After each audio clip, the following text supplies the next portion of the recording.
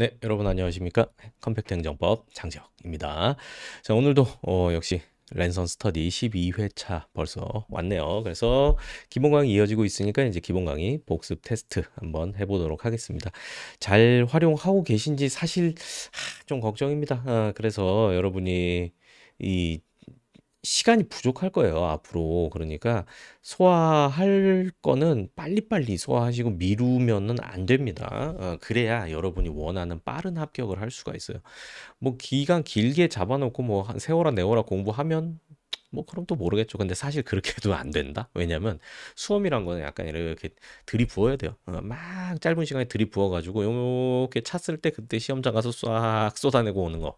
요렇게 해야 돼요. 예, 워낙 내용이 방대하기 때문에. 그래서 어, 좀 여러분의 생활을 좀 단순화할 필요가 있어요. 공부 시간을 최대한 많이 확보를 하셔야 돼요. 그래가지고 요거를 허투루 보고 있다. 내가 지금 자꾸 친구들 뭔가 이런 거 챙기고 주변에 대소사 챙기고 막 그러고 있다라고 하면은 수험이랑 약간 멀어지는 거예요. 그게 뭐 인간적으로 뭐 그래 뭐 이해되죠. 뭐 친구 엄청 친한 친구 결혼식 가는데 뭐 그래 뭐 어쩔 수 없지 뭐.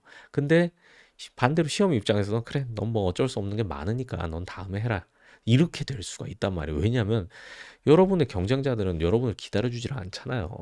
그래서 조금은 냉정하게 자신을 돌아보실 필요가 있어요. 너무 자신에 대한 평가가 후하면 안 됩니다. 수험생. 그래서 다시 한번 마음을 다잡으시기 바래요. 자, 시작해 봅시다.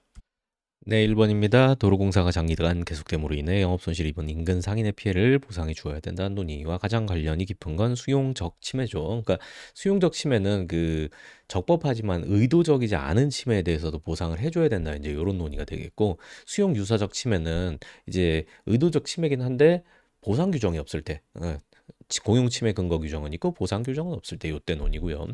희생보상 뭐 희생보상 청구권 이제 요거는 이제 재산이 아닌 생명 신체에 대한 거 그리고 공법상 결과 제거 청구권은 이제 공법 작용으로 인한 그 현재 위법한 결과 그거를 제거해 주는 청구권을 말하죠. 자, 소송이네요. 자, 행소법에서 규정하고 있는 항고 소송이 아닌 거니까 항당민기 해서 요 항 밑에서 취무부가 나오잖아요. 그렇기 때문에 정답은 1번이죠. 자, 3번 항고소송 대상으로 인정되는 거 교도소장이 특정 수용자 찍어서 이제 교도관 참여 대상자로 지정하면은 요거는 권력적 사실행위로서 처분성 인정하죠. 토지 대장상 소유자 명의 변경 요거는 권리 의무에 중요한 게 아니죠. 그렇기 때문에 거분 처분 아니고요. 지방청장 횡단보도 설치 행위는 일반 처분으로서 되네요. 그래서 답 나왔고 자 상표권 말소 등록 행위 특허청장이 하는 거 요거는 회복 등록 신청이 가능하고 그거 거부당하면 그거 소송할 수 있도록 규정돼 있기 때문에 이거는 처분이 아니다 이렇게 말해요. 왜냐하면 이거 굳이 소송으로 받아줄 필요가 없으니까. 그러니까 처분이 아니다라고 하는 겁니다. 자, 4번입니다. 대상 적격 처분성이죠. 국유재산 대부계약. 국유재산은 행정재산, 일반재산으로 나뉜다. 절대 잊지 마시고 대부니까 일반 재산이죠. 처분성 없고 행정재산, 사용요금과 처분성 있죠. 그래서 틀렸고 농조 처분성 인정된다. 외우라 그랬어요. 그 다음에 마사회 기수 처분성 인정되지 않습니다. 그냥 일반 회사 직원 이렇게 보는 겁니다. 자, 역시 처분성 문제죠. 해당하는 것은 민원 차료 처리, 민원 사무 처리에 관한 법률이 정한 거부 처분을 받았는데 그에 대해서 이의 신청. 근데 그거를 받아들이지 않는 취지의 계약 결정인데 조금 생각해 보시면 돼요. 자, 처음에 신청을 했고 그 신청에 대해서 거부 처분이 나왔고 그리고 거기에 대해서 이의 신청을 하니까 거기서 이제 기각이 이렇게 나오게 된 거죠. 그러면은 이제 이렇게 생각하면 돼요. 법원 입장에서는 요거 이의 신청을 만약에 인용했다라고 하면은 그러면 요 거부 처분 쥐가 날려줄 거 아닙니까? 그러니까 문제 해결. 그리고 이의 신청이 기각됐다라고 하면은 굳이 이거 다툴 필요 없이 이거 다투면 되는 거 아니냐. 이거 여전히. 그러니까 요 기각 결정 자체는 처분이 아니다라고 봤어요. 좋은 문제예요. 자, 그다음에 2번 토지적 공부 소관청이 토지대장 말소 해버리면은 이제 등기하고 하는데 이제 영향을 주기 때문에 요건 처분으로 받고요. 입찰 참가 자격 제한 중에서 수도권 매립지 관리 공사 이거는 여기서 한 거는 이제 처분성 인정 안 되죠.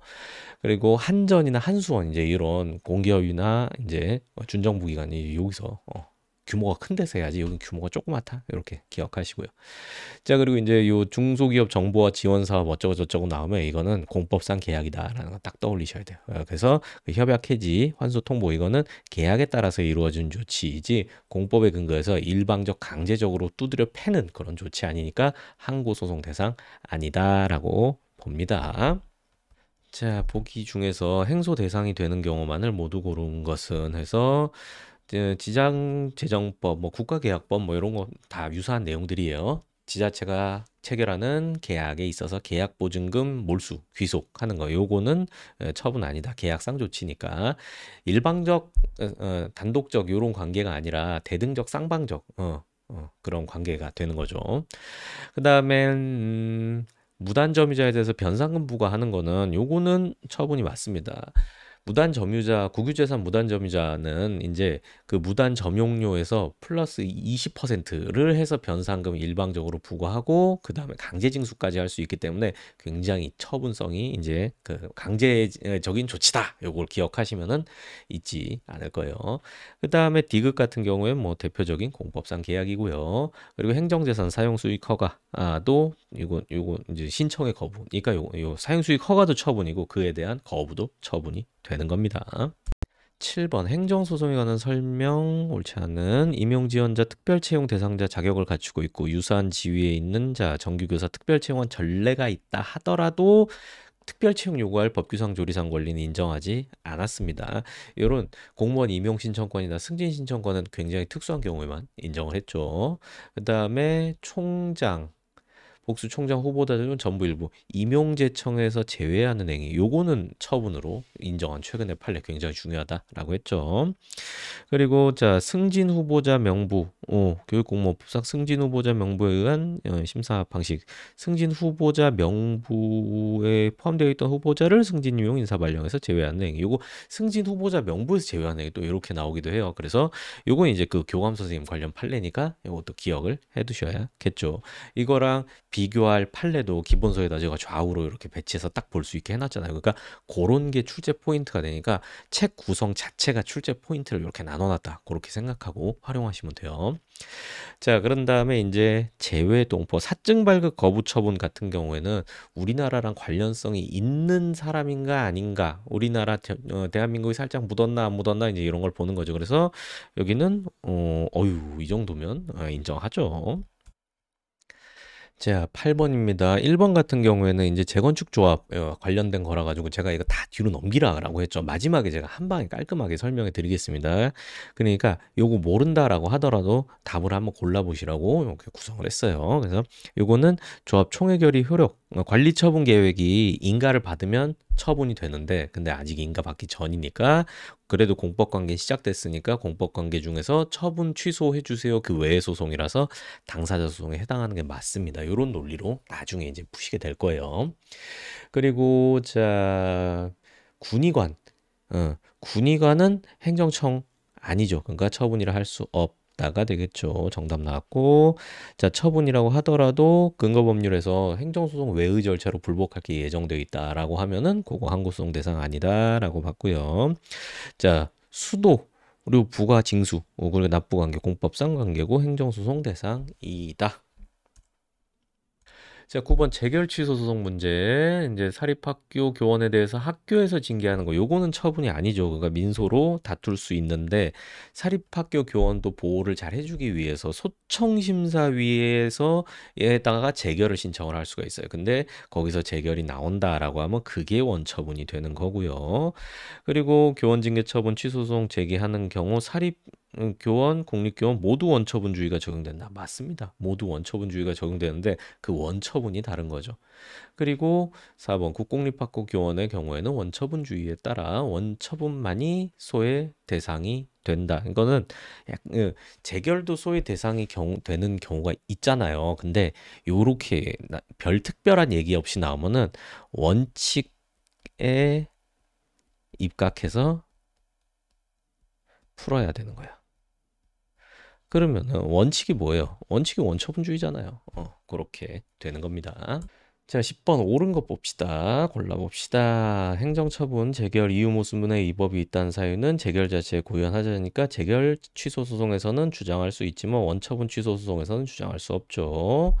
그리고 인권위의 성희롱 결정 시정조치 권고 행정처분에 해당하고요. 이제 자, 어떠한 처분이 상대방에게 권리의 설정, 의무의 부담을 명하던 기타 법적인 효과를 발생하게 하는 등으로 그 상대방의 권리 의무에 직접 영향을 미치는 행위라면 그 처분의 근거가 행정규칙에 규정되어 있더라도 행정처분에 해당한다. 이렇게 되는 거죠.